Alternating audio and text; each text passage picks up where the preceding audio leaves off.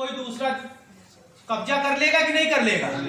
जब इतनी सारी व्यवस्थाएं होते हुए भी आदमी आंख गड़ाए बैठा है, हमको चाहिए चाहिए चाहिए, होता है कि नहीं होता है?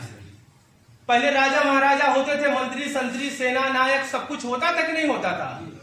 ये तो व्यवस्थाएं होती ही होती हैं। उसके बाद सबसे बड़ा जो डर होता है वो होता है अध्यात्म का, ईश्वर का, परमपिता परमेश्वर का। अगर उस परमपिता परमेश्वर का भय ना हो और डर ना हो, अपने धर्म का डर ना हो, तो ये पुलिस प्रशासन आर्मी ये भी कहीं ना कहीं प्रॉब्लम में आ जाए कंट्रोल करने में। मानते हैं कि नहीं मानते हैं? ऊपर वाले का डर होता है। बहुत से ऐसे काम में व्यक्ति जो है गलत इसलिए भी नहीं करता है क्योंकि ये कहता है कि जो ये ईश्वर का डर होता है, जो बोएगा वही काटेगा, तेरा किया सामने आएगा। ऐसा गाना है कि नहीं? सुख दुख है क्या फल कर्मों का, जैसी करनी वैसी भरनी। समझ रहे कि नहीं समझ रहे? तो ये परम पिता परमेश्वर का डर होता है। तो इसलिए डर जो होता है वो ये मान के चलिए गलत चीज नहीं है, वो हमें अलर्ट करता है, हमें अपनी जिम्मेदारियों से जब आलस लगने लगता है कि अरे यार काम कर रहे हैं छोड़ो अब हम नहीं, यानी कि थोड़ा सा जहां आलस आने लगता है वहीं ये डर समाने लगता है कि अगर आप आलस करोगे तो आपका काम पूरा नहीं होगा। जब काम पूरा नहीं होगा तो आप अपनी जरूरतों को कैसे पूरा करोगे? मान रहे हो कि नहीं मान रहे हो मेरी बात? समझ रहे कि नहीं समझ रहे? इसलिए नशे को भी ऐसा मान के चलिए कि एक डर बना के चलिए।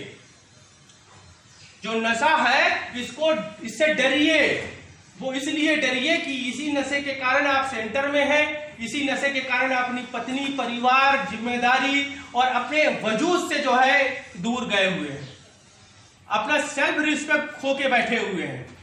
और अगर ये डिसीजन सही नहीं लिया तो ये अगर इसमें कई साल आपने बर्बाद कर लिए तो जो आपके जीवन के बहुत से महत्वपूर्ण वर्ष हैं वो आपके गफलत में बीत जाएंगे और इतना टारगेट आके आपके सामने खड़ा हो जाएगा कि चाह कर भी नॉर्मल कंडीशन को फेस करने में क्या होगी? प्रॉब्लम होगी। क्या होगी? प्रॉब्लम होगी। उसमें भी डर लगेगा। इसीलिए एक एडिक्ट जो होता है धीरे धीरे वो समाज से कटता चला जाता है। क्या होता है? समाज से कटता चला जाता। कटता इसलिए भी चाहता है समाज से कि अगर आपके पास न कुछ दिखाने के लिए होगा, न कुछ बताने के लिए होगा, है ना, आपका कोई सेल्फ रिस्पेक्ट नहीं होगा, एक पर्सनालिटी डेवलप नहीं होगी, तो आप सोसाइटी में बढ़ चढ़ के कैसे हिस्सा लोगे?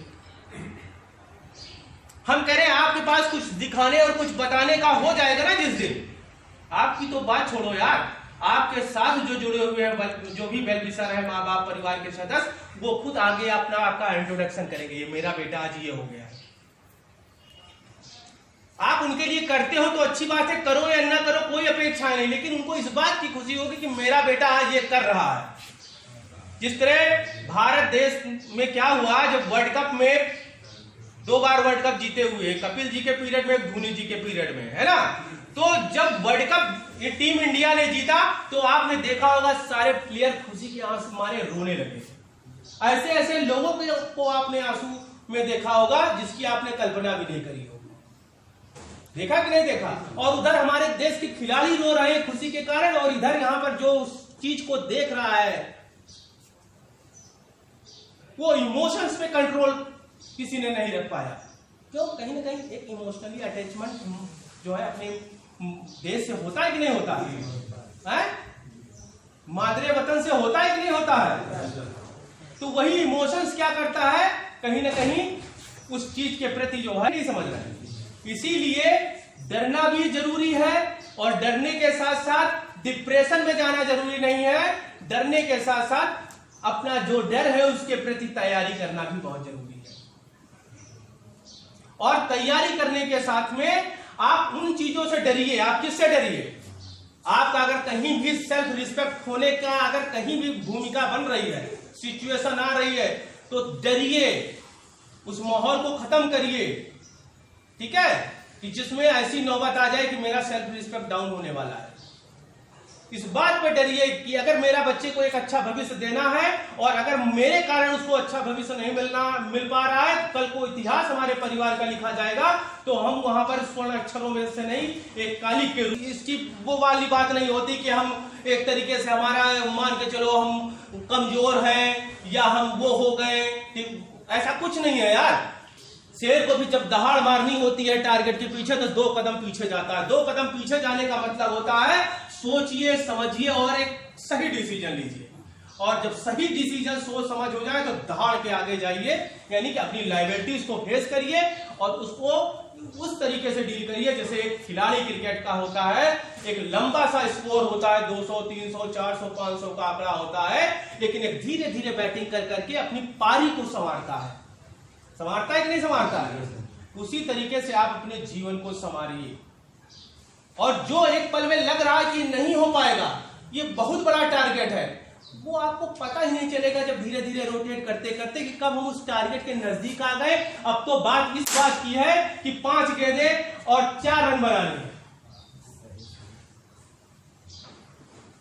समझ रहे हैं। और एक चीज और बता दीजिए, जब आप 2-4 कदम आप अपनी जिम्मेदारियों की तरफ बढ़ने की कोशिश करते हैं बजाय पीछे हटने के, तो जब जो 2-4 कदम आगे बढ़ने की कोशिश करते हैं तो परम पिता परमेश्वर बैठे हैं, वो आपको उस पिता की तरह उस बाप की तरह 2-4 कदम का जवाब वो 4-5 कदमों से आपको जो है सहारा देने के लिए सोचते हैं।